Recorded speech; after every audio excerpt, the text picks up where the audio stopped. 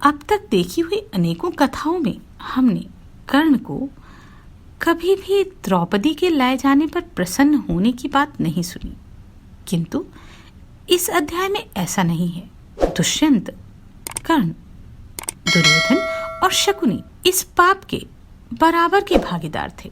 जिस स्थान पर एक स्त्री का अपमान होता है और वो भी इस अवस्था तक, उसका मिट जाना निश्चित ही है। इस विषय में आप क्या सोचते हैं? कमेंट के द्वारा मुझसे शेयर करें। इस अध्याय में हम इस घटना के आगे का विवरण जानेंगे। नमस्कार, मैं आभा शर्मा जावास। यदि आपको मेरा ये प्रयत्न सराहनीय लगा हो तो मुझे सब्सक्राइब करके प्रोत्साहित करें। क्रोध में भरे हुए भीमसेन बोले, भैया युधिष्ठिर, जुआरियों के घर में प्राय कलूटा स्त्रियां रहती हैं, किंतु वे भी उन्हें दांव पर लगाकर जुआ नहीं खेलते। उन कलूटाओं के प्रति भी उनके हृदय में दया रहती है। काशीराज ने जो धन उपहार में दिया था एवं और भी जो उत्तम द्रव्य वे हमारे लिए लाए थे तथा अन्य राजाओं ने भी जो रत्न हमें भेंट किए थे, उन सबको और हमारे वाहनों, वैभवों, कवचों, आयुधों, राज्य, आपके शरीर तथा हम सब भाइयों को भी शत्रुओं ने जुए के दाव पर रखवा कर अपने अधिकार में कर लिया। किंतु इसके लिए मेरे मन में क्रोध नहीं हुआ, क्योंकि आप हमारे सर्वस्व के स्वामी हैं। पर द्रौपदी को जो दाव पर लगाया गया, इसे मैं बहुत ही अनुचित मानता हूँ। यह भोली भाली अबला पांडवों को पति रूप में पाकर इस प्रकार अपमानित होने के योग्य नहीं थी, परंतु आपके कारण ये नीच, नृशंस और अजीतेंद्रिय कौरव इसे नाना प्रकार के कष्ट दे रहे हैं। राजन, द्रौपदी की इस दुर्दशा के लिए मैं आप पर ही अपना क्रोध छोड़ता हूँ। आपकी दोनों बाहें जला डालूंगा। सहदेव, आग ले आओ। अर्जुन बोले, भैया भीमसेन, तुमने पहले कभी ऐसी बातें नहीं की थी। निश्चय ही क्रूरकर्मा शत्रुओं ने तुम्हारी धर्म विषयक गौरव बुद्धि को नष्ट कर दिया है।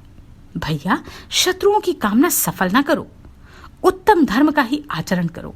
भला अपने धर्मात्मा ज्येष्ठ भ्राता का अपमान कौन कर सकता है? महाराज युधिष्ठिर को शत्रुओं ने द्यूत के लिए बुलाया था, अतः ये क्षत्रिय व्रत को ध्यान में रखकर दूसरे की इच्छा से जुआ खेलते हैं। यह हमारे महान यश का विस्तार करने वाला है। भीमसेन ने कहा, अर्जुन, यदि मैं इस विषय में यह ना जानता कि इनका यह कार्य क्षत्रिय धर्म के अनुकूल ही है, तो बलपूर्वक प्रज्वलित अग्नि में इनकी दोनों बाहों को एक साथ ही जलाकर राख कर डालता। वैशंपायन जी कहते हैं, जन्मेजय, पांडवों को दुखी और पांचाल राजकुमारी द्रौपदी को घसीटी जाती हुई देख धृतराष्ट्र नंदन विकर्ण ने यह कहा, भूमिपालों, द्रौपदी ने जो प्रश्न उपस्थित किया है उसका आप लोग उत्तर दें। यदि इसके प्रश्न का ठीक ठीक विवेचन नहीं किया गया तो हमें शीघ्र ही नरक भोगना पड़ेगा। पितामह भीष्म और पिता धृतराष्ट्र, यह दोनों कुरुवंश के सबसे वृद्ध पुरुष हैं। ये तथा परम बुद्धिमान विदुर जी मिलकर कुछ उत्तर क्यों नहीं देते? हम सब के आचार्य भरद्वाज नंदन द्रोणाचार्य और कृपाचार्य, ये दोनों ब्राह्मण कुल के श्रेष्ठ पुरुष हैं। ये दोनों भी इस प्रश्न पर अपने विचार क्यों नहीं प्रकट करते? जो दूसरे राजा लोग चारों दिशाओं से यहाँ पधारे हैं, वे सभी काम और क्रोध को त्याग कर अपनी बुद्धि के अनुसार इस प्रश्न का उत्तर दें। राजाओं, कल्याणी द्रौपदी ने बार बार इस प्रश्न को दोहराया। उस पर विचार करके आप लोग उत्तर दें, जिससे मालूम हो जाए कि इस विषय में किसका क्या पक्ष है। इस प्रकार विकर्ण ने उन सब सभासदों से बार बार अनुरोध किया, परंतु उन नरेशों ने इस विषय में उससे भला बुरा कुछ नहीं कहा। उन सब राजाओं से बार बार आग्रह करने पर भी जब कुछ उत्तर नहीं मिला, तब विकर्ण ने हाथ पर हाथ मलते हुए लंबी सांस खींचकर कहा, कौरवों तथा अन्य भूमिपाल, आप लोग द्रौपदी के प्रश्न पर किसी प्रकार का विचार प्रकट करें या ना करें, मैं इस विषय में जो न्याय संगत समझता हूं वह कहता हूं। नरश्रेष्ठ भूपालों, राजाओं के 4 दुर्व्यसन बताए गए हैं: शिकार, मदिरापान, जुआ तथा विषय भोग में अत्यंत आसक्ति। इन दुर्व्यसनों में आसक्त मनुष्य धर्म की अवहेलना करके मनमाना बर्ताव करने लगता है। इस प्रकार व्यसनासक्त पुरुषों के द्वारा किए हुए किसी भी कार्य को लोग सम्मान नहीं देते। मैं पांडुनंदन युधिष्ठिर के द्यूत रूपी दुर्व्यसन में अत्यंत आसक्त होने को तथा इन्होंने जो धूर्त जुआरियों से प्रेरित होकर द्रौपदी को दांव पर लगा दिया है। सती साध्वी द्रौपदी समस्त पांडवों की समान रूप से पत्नी है, केवल युधिष्ठिर की ही नहीं। इसके सिवा पांडु कुमार युधिष्ठिर पहले अपने आप को हार चुके थे, उसके बाद उन्होंने द्रौपदी को दांव पर रखा है। सब दावों को जीतने की इच्छा वाले सुबलपुत्र शकुनी ने ही द्रौपदी को दांव पर लगाने की बात उठाई है। इन सब बातों पर विचार करके मैं द्रुपद कुमारी कृष्णा को जीती हुई नहीं मानता। यह सुनकर सभी सभासद विकर्ण की प्रशंसा और सुबलपुत्र शकुनी की निंदा करने लगे। उस समय वहां बड़ा कोलाहल मच गया। उस कोलाहल के शांत होने पर राधानंदन कर्ण क्रोध से मूर्छित हो उसकी सुंदर बाह पकड़कर इस प्रकार बोला, विकर्ण, इस जगत में बहुत सी वस्तुएं विपरीत परिणाम उत्पन्न करने वाली देखी जाती हैं। जैसे अरणि से उत्पन्न हुई अग्नि उसी को जला देती है, उसी प्रकार कोई कोई मनुष्य जिस कुल में उत्पन्न होता है उसी का विनाश करने वाला बन जाता है। रोग यद्यपि शरीर में ही पलता है, तथापि वह शरीर के ही बल का नाश करता है। पशु घास को ही चढ़ते हैं, फिर भी उसे पैरों से कुचल डालते हैं। उसी प्रकार कुरुकुल में उत्पन्न होकर भी तुम अपने ही पक्ष को हानि पहुंचाना चाहते हो। विकर्ण, द्रोण, भीष्म, कृप, अश्वत्थामा, महाबुद्धिमान विदुर, धृतराष्ट्र तथा गांधारी ये तुमसे अधिक बुद्धिमान है। द्रौपदी ने बार बार प्रेरित किया है तो भी ये सभासद कुछ नहीं बोलते, क्योंकि ये सब लोग द्रुपद कुमारी को धर्म के अनुसार जीती हुई समझते हैं। धृतराष्ट्र कुमार, तुम केवल अपनी मूर्खता के कारण आप ही अपने पैरों में कुल्हाड़ी मार रहे हो, क्योंकि तुम बालक होकर भी भारी सभा में वृद्धों की सी बातें करते हो। दुर्योधन के छोटे भाई, तुम्हें धर्म के विषय में यथार्थ ज्ञान नहीं है। तुम जो जीती हुई द्रौपदी को नहीं जीती हुई बता रहे हो, इससे तुम्हारे मंदबुद्धि होने का परिचय मिलता है। धृतराष्ट्र कुमार, तुम कृष्णा को नहीं जीती हुई कैसे मानते हो, जबकि पांडवों के बड़े भाई युधिष्ठिर ने द्यूत सभा के बीच अपना सर्वस्व दांव पर लगा दिया। भरत श्रेष्ठ, द्रौपदी भी तो सर्वस्व के भीतर ही है। इस प्रकार जब कृष्णा को धर्मपूर्वक जीत लिया गया, तब तुम उसे कैसे जीती हुई नहीं समझते?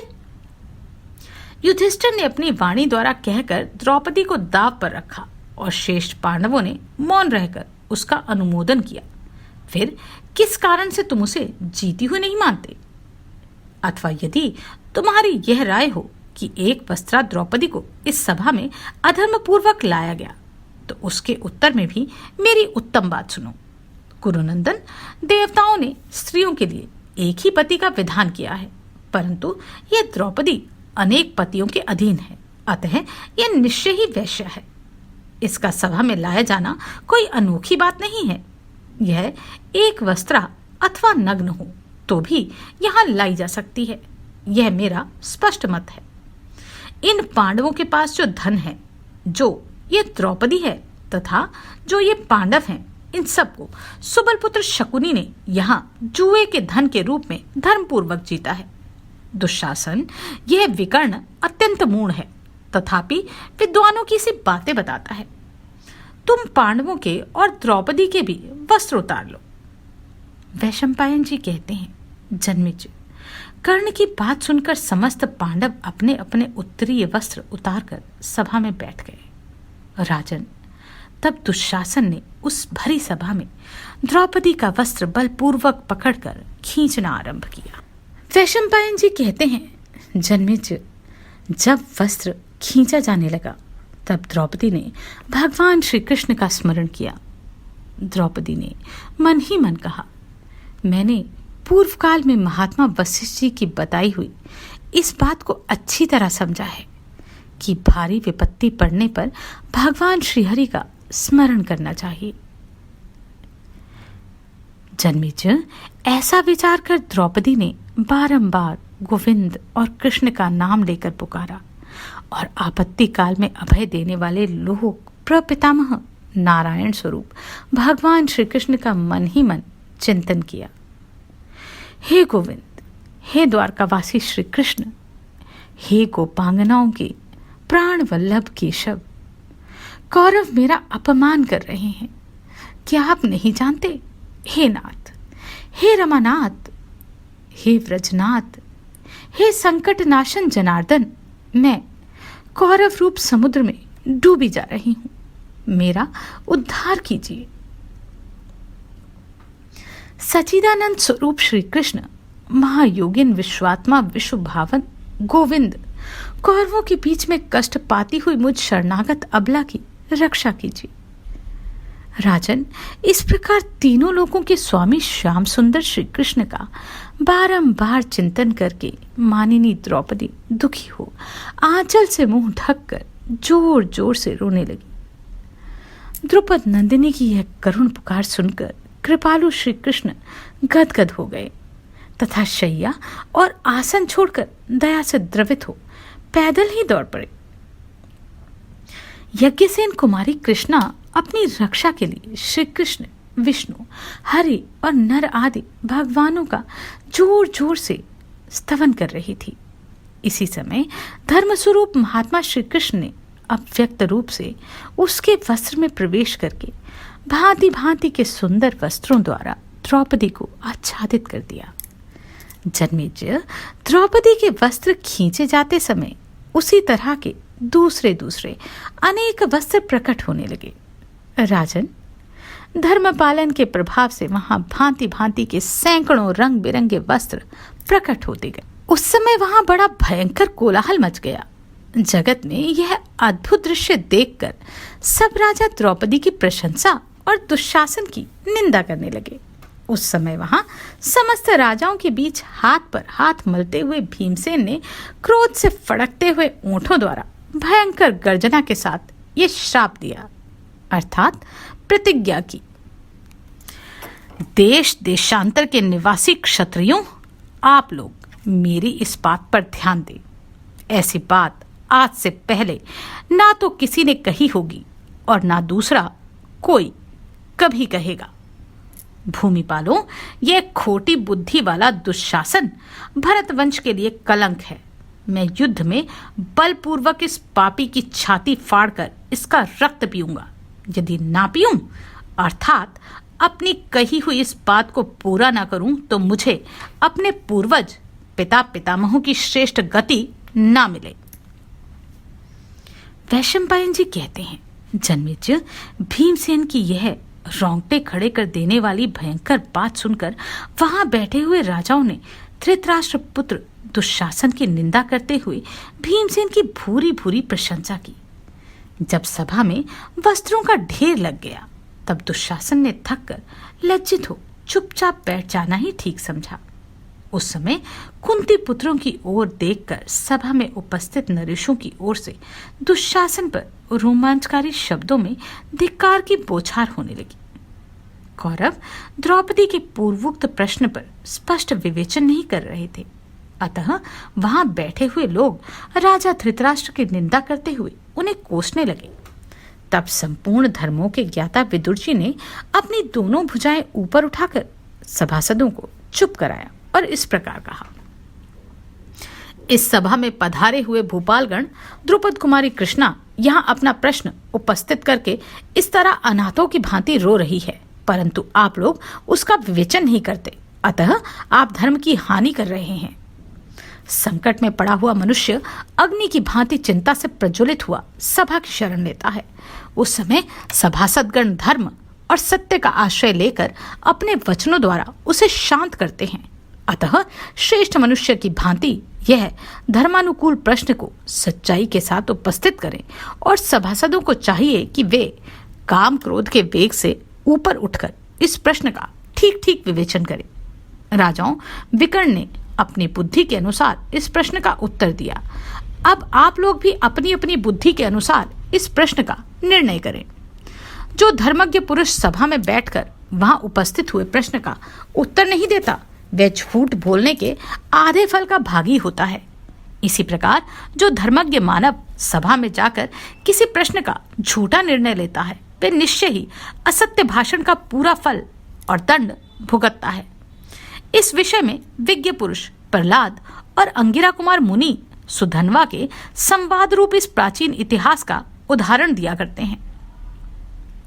दैत्यराज प्रहलाद के एक पुत्र था विरोचन।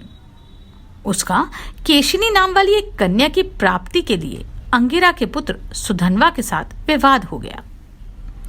दोनों ही इस कन्या को पाने की इच्छा से मैं श्रेष्ठ हूं ऐसा कहने लगे। मेरे सुनने में आया है कि उन दोनों ने अपनी बात सत्य करने के लिए प्राणों की बाजी लगा दी। श्रेष्ठता के प्रश्न को लेकर जब उनका विवाद बहुत बढ़ गया, तब उन्होंने दैत्यराज प्रहलाद से जाकर पूछा, हम दोनों में कौन श्रेष्ठ है? आप इस प्रश्न को ठीक ठीक उत्तर दीजिए, झूठ ना बोलिएगा। प्रहलाद इस विवाद से भयभीत हो सुधन्वा की ओर देखने लगे।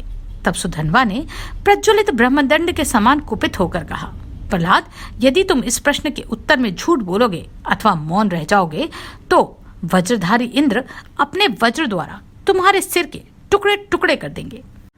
सुधन्वा के ऐसा कहने पर प्रहलाद व्यथित हो पीपल के पत्ते की तरह कांपने लगे और इसके विषय में कुछ पूछने के लिए वे महातेजस्वी कश्यप जी के पास गए। प्रहलाद बोले, महाभाग, आप देवताओं, असुरों तथा ब्राह्मणों के भी धर्म को जानते हैं। मुझ पर एक धर्म संकट उपस्थित हुआ है, उसे बताइए। मैं पूछता हूं कि जो प्रश्न का उत्तर ना दे अथवा असत्य उत्तर दे, उसे परलोक में कौन कौन से लोग प्राप्त होते हैं, यह मुझे बताइए। कश्यप जी ने कहा, जो जानते हुए भी काम, क्रोध अथवा भय से प्रश्नों का उत्तर नहीं देता, वे अपने ऊपर वरुण देवता के सहस्त्रों पाश डाल लेता है। जो गवाह गाय बैल के ढीले ढाले कानों की तरह शिथिल हो, दोनों पक्षों से संबंध बनाए रखकर गवाही नहीं देता, वह भी अपने को वरुण देवता के सहस्त्रों पाशों से बंधा जाने। 1 वर्ष पूरा होने पर उसका एक पाश खुलता है। अतः सच्ची बात जानने वाले पुरुष को यथार्थ रूप से सत्य ही बोलना चाहिए। जहां धर्म अधर्म से विद्य होकर सभा में उपस्थित होता है, उसके कांटे को उससे बिंधे हुए सभासद लोग नहीं काट पाते, अर्थात उनको पाप का फल भोगना ही पड़ता है। सभा में जो अधर्म होता है, उसका आधा भाग स्वयं सभापति ले लेता है, 1/4 भाग करने वालों को मिलता है और 1/4 उस सभासदों को प्राप्त होता है जो निंदनीय पुरुष की निंदा नहीं करते। जिस सभा में निंदा के योग्य मनुष्य की निंदा की जाती है, वहां सभापति निष्पाप हो जाता है, सभासद भी पाप से मुक्त हो जाते हैं और सारा पाप करने वाले को ही लगता है। प्रहलाद, जो लोग धर्म विषयक प्रश्न पूछने वालों को झूठा उत्तर देते हैं, वे अपनी इष्टापूर्त धर्म का नाश तो करते ही हैं, आगे पीछे की 7 पीढ़ियों के भी पुण्य को वे हवन करते हैं। जिसका सर्वत्र छीन लिया गया हो और जो दुख होता है, जिसका पुत्र मर गया हो, उसे जो शोक होता है, ऋणग्रस्त और स्वार्थ से वंचित मनुष्य को जो कलेश होता है, पति से विहीन होने पर स्त्री को तथा राजा के कोपभाजन मनुष्य को जो कष्ट उठाना पड़ता है, पुत्रहीना नारी को जो संताप होता है, शेर के चंगुल में फंसे हुए प्राणी को जो व्याकुलता होती है, सौत वाली स्त्री को जो दुख होता है, साक्षियों ने जिसे धोखा दिया है, उस मनुष्य को जो महान कलेश होता है, इन सभी प्रकार के दुखों को देवताओं के समान बतलाया है।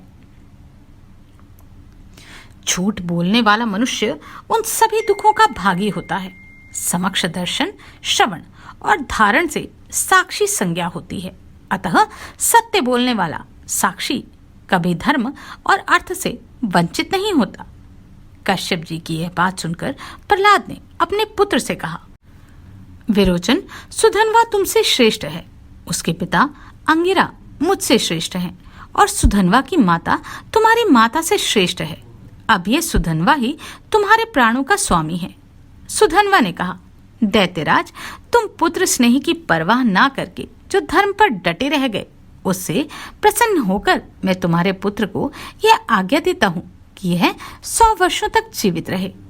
विदुर जी कहते हैं, सभासदों, इस प्रकार इस उत्तम धर्ममय प्रसंग को सुनकर आप सब लोग द्रौपदी के प्रश्न के अनुसार यह बतावें कि उसके संबंध में आपकी क्या मान्यता है।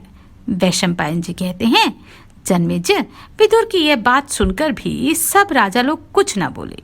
उस समय कर्ण ने दुशासन से कहा, इस दासी द्रौपदी को अपने घर ले जाओ। द्रौपदी लज्जा में डूबी हुई थर थर कांपती और पांडवों को पुकारती रही। उस दशा में दुशासन ने उसे भरी सभा के बीच उस बेचारी दुखिया तपस्विनी को घसीटना आरंभ किया। द्रौपदी बोली, हाय, मेरा जो कार्य सबसे पहले करने का था वह अभी तक नहीं हुआ। मुझे अब वह कार्य कर लेना चाहिए। इस बलवान दुरात्मा दुशासन ने मुझे बलपूर्वक घसीटकर व्याकुल कर दिया है। कौरवों की सभा में मैं समस्त कुरुवंशी महात्माओं को प्रणाम करती हूँ। मैंने घबराहट के कारण पहले प्रणाम नहीं किया, अतः यह मेरा अपराध न माना जाए। वैशंपायन जी कहते हैं, जन्मेजय, दुशासन के बार बार खींचने से तपस्विनी द्रौपदी पृथ्वी पर गिर पड़ी और उस सभा में अत्यंत दुखित हो विलाप करने लगी। वह जिस दुरावस्था में पड़ी थी उसके योग्य कदापि न थी। द्रौपदी ने कहा, हाँ, मैं स्वयंवर के समय सभा में आई थी और उस समय रंगभूमि में पधारे हुए राजाओं ने मुझे देखा था। उसके सिवा अन्य अवसरों पर कहीं भी आज से पहले किसी ने मुझे नहीं देखा। वही मैं आज सभा में बलपूर्वक लाई गई हूँ। पहले राजभवन में रहते हुए जिसे वायु तथा सूर्य भी नहीं देख पाते थे, वही आज इस सभा के भीतर महान जन समुदाय में आकर सबके नेत्रों की लक्ष्य बन गई हूँ। पहले अपने महल में रहते समय जिसका वायु द्वार स्पर्श भी पांडवों को सहन नहीं होता था, उसी मुझ द्रौपदी का यह दुरात्मा दुशासन भरी सभा में स्पर्श कर रहा है, तो भी आज यह पांडुकुमार सह रहे हैं। मैं कुरुकुल की पुत्रवधू एवं पुत्री तुल्य हूँ, सताए जाने की योग्य कदापि नहीं हूँ, फिर भी मुझे यह दारुण कलेश दिया जा रहा है और ये समस्त कुरुवंशी इसे सहन करते हैं। मैं समझती हूँ बड़ा विपरीत समय आ गया है। इससे बढ़कर दयनीय दशा और क्या हो सकती है कि मुझ जैसी शुभ कर्म परायणा सती साध्वी स्त्री भरी सभा में विवश करके लाई गई। आज राजाओं का धर्म कहाँ चला गया? मैंने सुना है पहले लोग धर्म परायणा स्त्री को कभी सभा में नहीं लाते थे, किंतु इन कौरवों के समाज में वह प्राचीन सनातन धर्म नष्ट हो गया। अन्यथा मैं पांडवों की पत्नी, धृष्टद्युम्न की सुशीला बहन और भगवान श्री कृष्ण की सखी होकर राजाओं की इस सभा में कैसे लाई जा सकती थी? कौरवों, मैं धर्मराज युधिष्ठिर की धर्मपत्नी तथा उनके समान वर्ण की कन्या हूं। आप लोग बतावें, मैं दासी हूं या अदासी? आप जैसा कहेंगे मैं वैसा ही करूंगी। कुरुवंशी क्षत्रियों, यह कुरुकुल की कीर्ति में कलंक लगाने वाला नीच दुशासन मुझे बहुत कष्ट दे रहा है। मैं इस कलेश को देर तक नहीं सह सकूंगी। कुरुवंशियों, आप क्या मानते हैं? मैं जीती गई हूं या नहीं? मैं आपके मुख से इसका ठीक ठीक उत्तर सुनना चाहती हूं, फिर उसी के अनुसार कार्य करूंगी। भीष्म जी ने कहा, कल्याणी, मैं पहले ही कह चुका हूं कि धर्म की गति बड़ी सूक्ष्म है। लोक में विज्ञ महात्मा भी उसे ठीक ठीक नहीं जान सकते। संसार में बलवान मनुष्य जिसका धर्म समझता है, धर्म विचार के समय लोग उसी को धर्म मान लेते हैं, और बलहीन पुरुष जो धर्म बतलाता है वह बलवान पुरुष के बताए धर्म से दब जाता है। अतः इस समय कर्ण और दुर्योधन का बताया हुआ धर्म ही सर्वोपरि हो रहा है। मैं तो धर्म का स्वरूप सूक्ष्म और गहन होने के कारण तथा इस धर्म निर्णय के कार्य के अत्यंत गुरुतर होने से तुम्हारे इस प्रश्न का निश्चित रूप से यथार्थ विवेचन नहीं कर सकता। अवश्य ही बहुत शीघ्र इस कुल का नाश होने वाला है, क्योंकि समस्त कौरव लोभ और मोह के वशीभूत हो गए हैं। कल्याणी, तुम जिनकी पत्नी हो वे पांडव हमारे उत्तम कुल में उत्पन्न है और भारी से भारी संकट में पड़कर भी धर्म के मार्ग से विचलित नहीं होते हैं। पांचाल राजकुमारी, तुम्हारा यह आचार व्यवहार तुम्हारे योग्य ही है, क्योंकि भारी संकट में पड़कर भी तुम धर्म की ओर ही देख रही हो। ये द्रोणाचार्य आदि वृद्ध एवं धर्मज्ञ पुरुष भी सिर लटकाए शून्य शरीर से इस प्रकार बैठे हैं मानो निष्प्राण हो गए हों। मेरी राय यह है कि इस प्रश्न का निर्णय करने के लिए धर्मराज युधिष्ठिर ही सबसे प्रामाणिक व्यक्ति हैं। तुम जीती गई हो या नहीं, यह बात स्वयं इन्हें बतलानी चाहिए। वैशंपायन जी कहते हैं, जन्मेजय महारानी द्रौपदी को वहां आर्त होकर कुर्री की भांति बहुत विलाप करती देखकर भी सभा में बैठे हुए राजा लोग दुर्योधन के भय से भला या बुरा कुछ भी नहीं कह सके। राजाओं के बेटों और पोतों को मौन देखकर धृतराष्ट्रपुत्र दुर्योधन ने उस समय मुस्कुराते हुए पांचाल राजकुमारी द्रौपदी से यह बात कही। द्रौपदी, तुम्हारा यह प्रश्न तुम्हारे ही पति महाबली भीम, अर्जुन, सहदेव और नकुल पर छोड़ दिया। ये ही तुम्हारी पूछी हुई बात का उत्तर दे। पांचाली, इन श्रेष्ठ राजाओं के बीच ये लोग ये स्पष्ट कह दें कि युधिष्ठिर का तुम्हें दांव पर रखने का अधिकार था या नहीं। सभी पांडव मिलकर धर्मराज युधिष्ठिर को झूठा ठहरा दें, फिर तुम दास्य भाव से मुक्त कर दी जाओगे। ये धर्मपुत्र महात्मा युधिष्ठिर इंद्र के समान तेजस्वी तथा सदा धर्म में स्थित रहने वाले हैं। तुमको दांव पर रखने का इन्हें अधिकार था या नहीं, ये स्वयं ही कह दें। फिर इन्हीं के कथनानुसार तुम शीघ्र दासीपन या अदासीपन किसी एक का आश्रय लो। द्रौपदी, ये सभी उत्तम स्वभाव वाले कुरुवंशी इस सभा में तुम्हारे लिए ही दुखी हैं और तुम्हारे मंदभाग्य पतियों को देखकर तुम्हारे प्रश्न का ठीक ठीक उत्तर नहीं दे पाते हैं। वैशंपायन जी कहते हैं, जन्मेजय, तदनंतर एक और सभी सभासदों ने गुरुराज दुर्योधन के उस कथन की उच्च स्वर से भूरी भूरी प्रशंसा की और गर्जना करते हुए वे वस्त्र हिलाने लगे तथा वहीं दूसरी ओर हाहाकार और आर्तनाद होने लगा। दुर्योधन का वह मनोहर वचन सुनकर उस समय सभा में कौरवों को बड़ा हर्ष हुआ। अन्य सब राजा भी बैठे बैठे प्रसन्न हुए तथा दुर्योधन को कौरवों में श्रेष्ठ और धार्मिक कहते हुए उसका आदर करने लगे।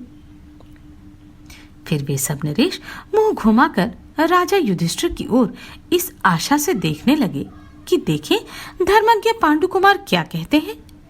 युद्ध में कभी न पराजित होने वाले पांडुनंदन अर्जुन किस प्रकार अपना मत व्यक्त करते हैं।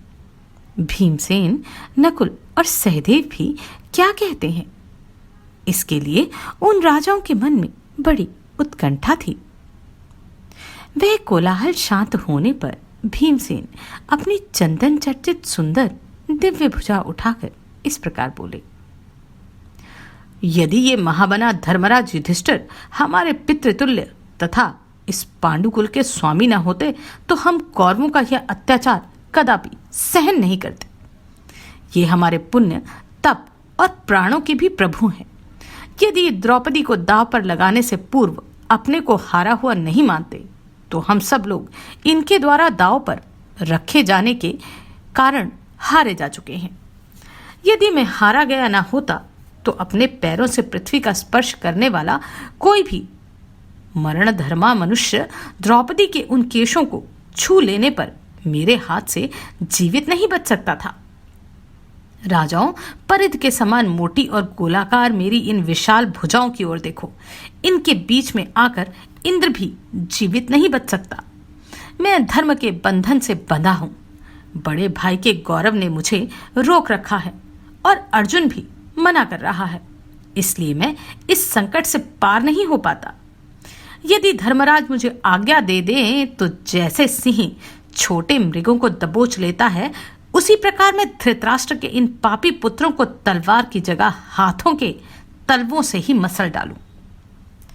वैशंपायन जी कहते हैं, राजन, तब भीष्म, द्रोण और विदुर ने भीमसेन को शांत करते हुए कहा, भीम, क्षमा करो, तुम सब कुछ कर सकते हो। कर्ण बोला, भद्रे द्रौपदी, दास, पुत्र और सदा पराधीन रहने वाली स्त्री, ये तीनों धन के स्वामी नहीं होते। जिसका पति अपने ऐश्वर्य से भ्रष्ट हो गया है, ऐसी निर्धन दास की पत्नी और दास का सारा धन, इन सब पर उस दास के स्वामी का ही अधिकार होता है। राजकुमारी, अतः अब तुम राजा दुर्योधन के परिवार में जाकर सबकी सेवा करो। यही कार्य तुम्हारे लिए शेष बचा है, जिसके लिए तुम्हें यह आदेश दिया जा रहा है। आज से धृतराष्ट्र के समस्त पुत्र ही तुम्हारे स्वामी हैं, कुंती के पुत्र नहीं। सुंदरी, अब तुम शीघ्र ही दूसरा पति चुन लो, जिससे द्यूत क्रीड़ा के द्वारा तुम्हें फिर किसी की दासी न बनना पड़े। पतियों के प्रति इच्छानुसार बर्ताव तुम जैसी स्त्री के लिए निंदनीय नहीं है। दासीपन में तो स्त्री की स्वेच्छा प्रसिद्ध ही है, अतः यह दास्य भाव भी तुम्हें प्राप्त हो। यज्ञसेन कुमारी, नकुल हार गए, भीमसेन, युधिष्ठिर, सहदेव तथा अर्जुन भी पराजित होकर दास बन गए। अब तुम दासी हो चुकी हो। ये हारे हुए पांडव अब तुम्हारे पति नहीं हैं। क्या कुंती कुमार युधिष्ठिर इस जीवन में पराक्रम और पुरुषार्थ की आवश्यकता नहीं समझते, जिन्होंने सभा में इस द्रुपद राजकुमारी कृष्णा को दांव पर लगाकर जुए का खेल किया? वैशंपायन जी कहते हैं, जन्मेजय, कर्ण की वह बात सुनकर अत्यंत अमर्ष में भरे हुए भीमसेन बड़ी वेदना का अनुभव करते हुए उस समय जोर जोर से उच्छ्वास लेते रहे। वे राजा युधिष्ठिर के अनुगामी होकर धर्म के पाश में बंधे हुए थे। क्रोध से उनके नेत्र रक्तवर्ण हो गए थे। वे युधिष्ठिर को दग्ध करते हुए से बोले, राजन, मुझे सूत पुत्र कर्ण पर क्रोध नहीं आता। सचमुच ही दास धर्म वही है जो उसने बताया। महाराज, यदि आप इस द्रौपदी को दांव पर लगाकर जुआ न खेलते तो क्या ये शत्रु हम लोगों से ऐसी बातें कह सकते थे? वैशंपायन जी कहते हैं, भीमसेन का यह कथन सुनकर उस समय राजा दुर्योधन ने मौन एवं अचेत की सी दशा में बैठे हुए युधिष्ठिर से इस प्रकार कहा, नरेश, भीमसेन, अर्जुन, नकुल और सहदेव आपकी आज्ञा के अधीन है। आप ही द्रौपदी के प्रश्न पर कुछ बोलिए। क्या आप कृष्णा को हारी हुई नहीं मानते? कुंती कुमार युधिष्ठिर से ऐसा कहकर ऐश्वर्य मद से मोहित हुए दुर्योधन ने इशारे से राधा नंदन कर्ण को बढ़ावा देते और भीमसेन का तिरस्कार सा करते हुए अपनी जांघ का वस्त्र हटाकर द्रौपदी की ओर मुस्कुराते हुए देखा। उसने केले के खंबे के समान मोटी, समस्त लक्षणों से सुशोभित, हाथी की सूंड के सदृश चढ़ाव उतार वाली और वज्र के समान कठोर अपनी बाईं जांघ द्रौपदी की दृष्टि के सामने करके दिखाई। उसे देखकर भीमसेन की आंखें क्रोध से लाल हो गईं। वे आंखें फाड़ फाड़ कर देखते और सारी सभा को सुनाते हुए राजाओं के बीच में बोले, दुर्योधन, यदि महासमर में तेरी इस जांघ को मैं अपनी गधा से न तोड़ डालूं तो मुझे भीमसेन को अपने पूर्वजों के साथ उन्हीं के समान पुण्य लोकों की प्राप्ति ना हो। उस समय क्रोध में भरे हुए भीमसेन के रोम रोम से आग की चिंगारियां निकल रही थी, ठीक उसी तरह जैसे जलते हुए वृक्ष के कोटरों से आग की लपटें निकलती दिखाई देती हैं।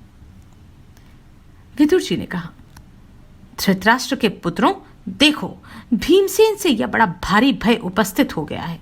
इस पर ध्यान दो। निश्चय ही प्रारब्ध की प्रेरणा से ही भरतवंशियों के समक्ष ये महान अन्याय उत्पन्न हुआ है। धृतराष्ट्र के पुत्रों, तुम लोगों ने मर्यादा का उल्लंघन करके यह जुए का खेल किया। तभी तो तुम भरी सभा में स्त्री को लाकर उसके लिए विवाद कर रहे हो। तुम्हारे योग और क्षेम दोनों पूर्णतः नष्ट हो गए हैं। आज सब लोगों को ज्ञात हो गया कि कौरव पापपूर्ण मंत्रणा ही करते हैं। कौरवों, तुम धर्म की इस महत्ता को शीघ्र ही समझ लो, क्योंकि धर्म का नाश होने पर सारी सभा को दोष लगता है। यदि जुआ खेलने वाले राजा युधिष्ठिर अपने शरीर को हारे बिना पहले ही इस द्रौपदी को दांव पर लगाते तो वे ऐसा करने के अधिकारी हो सकते थे, परंतु जब वे पहले स्वयं को हार कर उसे दांव पर लगाने का अधिकार ही खो बैठे हैं, तब उसका मूल्य ही क्या रहा। अनाधिकारी पुरुष जिस धन को दांव पर लगाता है, उसकी हार जीत में वैसी ही मानता हूं जैसे कोई स्वप्न में किसी धन को हारता या जीतता है। कौरव, तुम लोग गांधार राज शकुनी की बात सुनकर अपने धर्म से भ्रष्ट ना हो। दुर्योधन बोला, द्रौपदी, मैं भीम, अर्जुन एवं नकुल सहदेव की बात मानने के लिए तैयार हूं।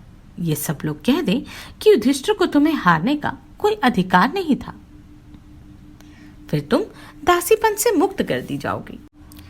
अर्जुन ने कहा, कुंती नंदन, महात्मा धर्मराज राजा युधिष्ठिर पहले तो हमें दांव पर लगाने के अधिकारी थे ही, किंतु जब वे अपने शरीर को ही हार गए तब किसके स्वामी हैं, इस बात पर सब कौरव विचार करें। वैशंपायन जी कहते हैं, जन्मेजय, तत्पश्चात राजा धृतराष्ट्र की अग्निशाला के भीतर एक गीदड़ आकर जोर जोर से हुआ हुआ करने लगी।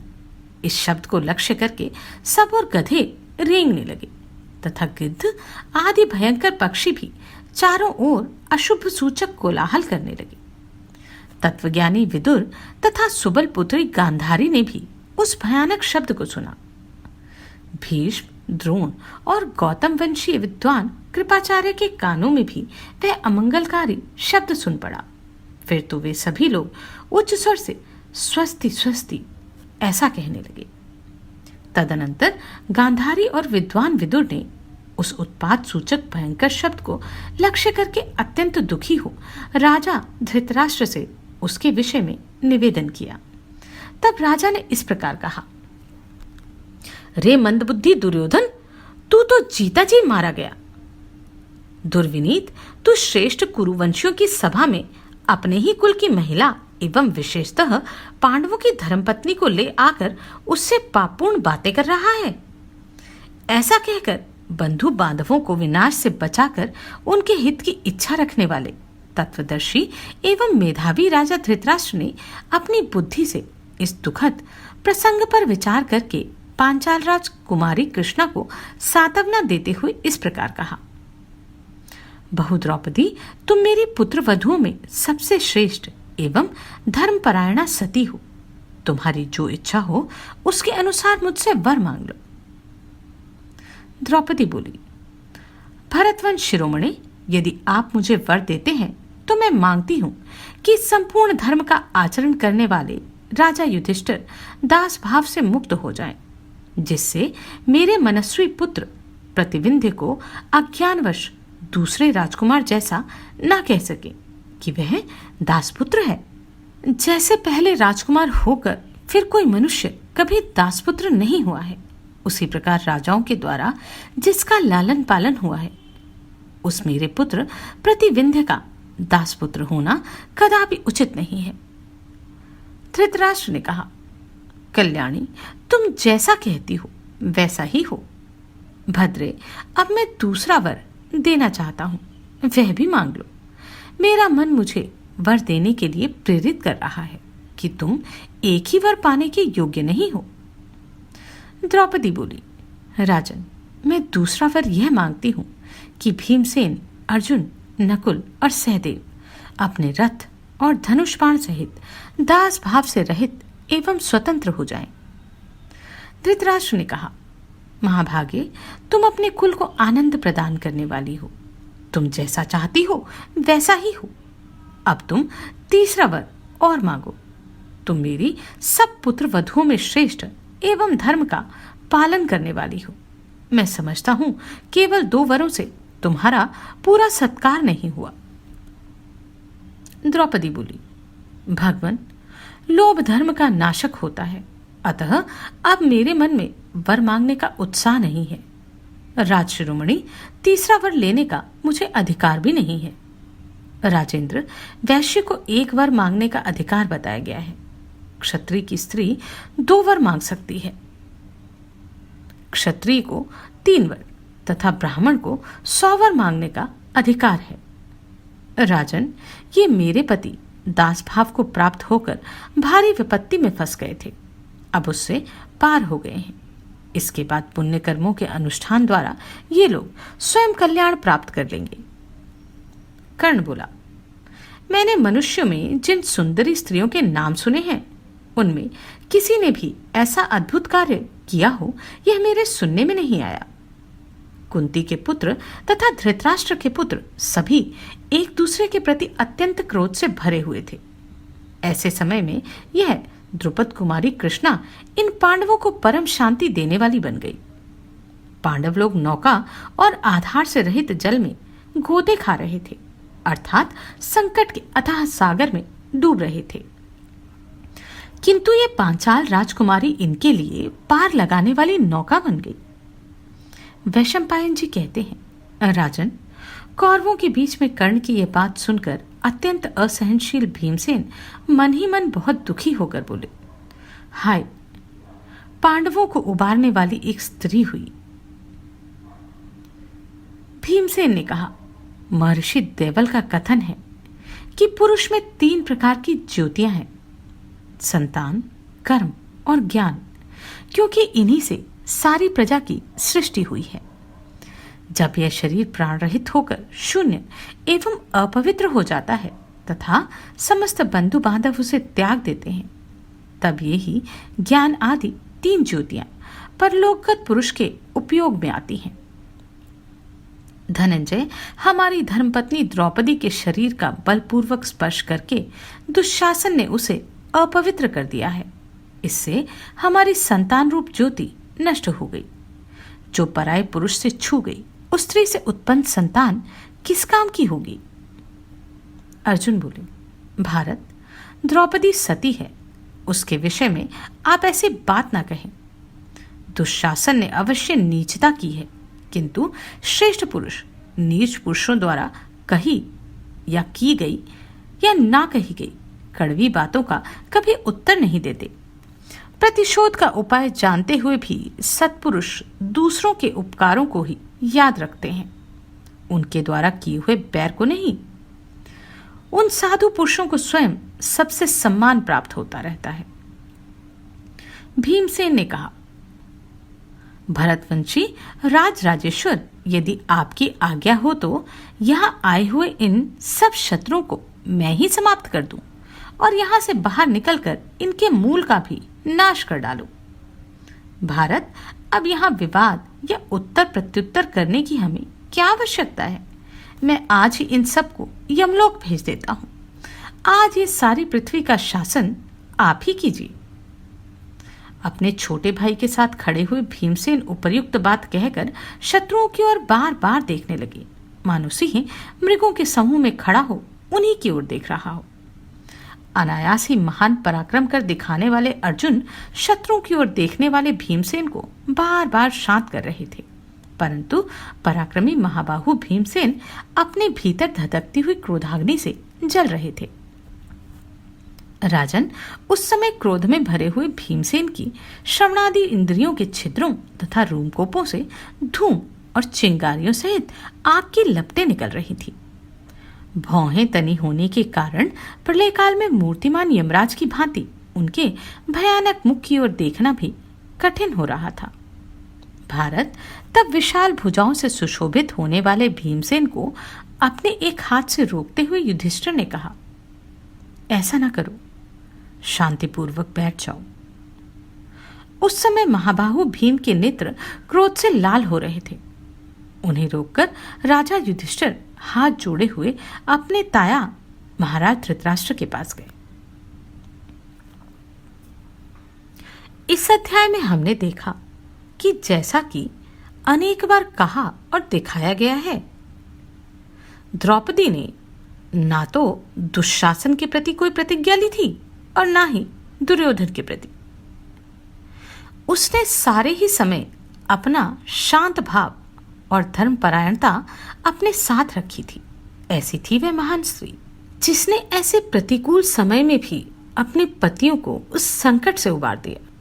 आगे देखते हैं क्या हुआ अगले अध्याय में।